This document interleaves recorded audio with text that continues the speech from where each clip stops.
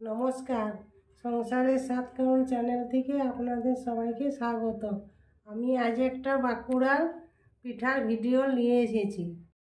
8 ঘন্টা চালটা ভিজাইয়ে রেখে দিয়েছিলাম, দিয়ে সেটা শুকনো কাপড়ে মেলে একটু জলটা টানাই নিয়েছি, দিয়ে এবার আমি এটা মিক্সিতে গুঁড়া করে গুঁড়িটা বার করে নেব।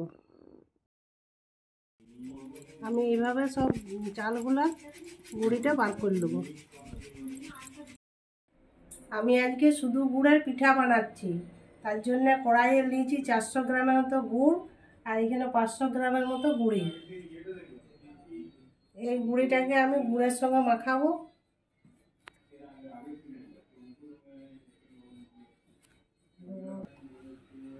গুড়টা আমি এটা ফুটাবো, যখন দেখবো যে একটু হাতে এমনি চিটচিট করছে তখন জানবো যে গুড়টা হয়ে গেছে।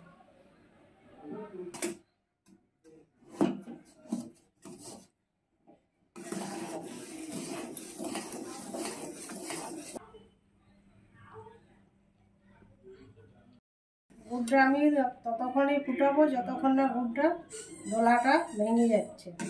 এটা গুড়টা আমার রেডি হয়ে গেছে। অল্প অল্প গুঁড়ি দিয়ে আমি এটা মিশাতে থাকবো।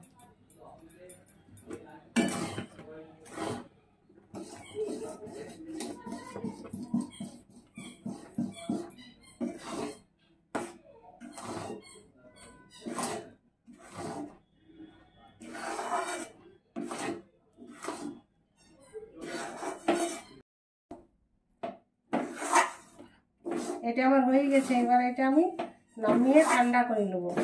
এইসব পিঠা বাঁকুড়ার আমাদের সব হয়, তার জন্য আমি এটা বানাই, তোমাদেরকে দেখাচ্ছি।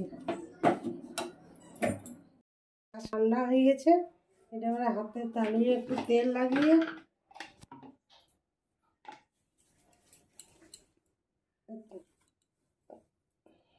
এরকম করে চ্যাপটা করে এগুলো ভাজতে হবে।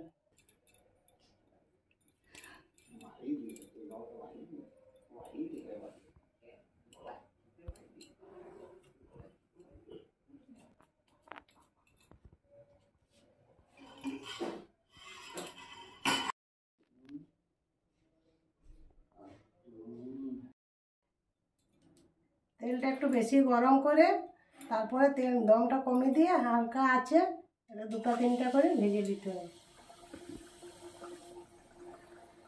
এটা হচ্ছে শুধু গুড়ের পিঠা, এটা অনেক দিন ধরে রেখে খাওয়া যাবে।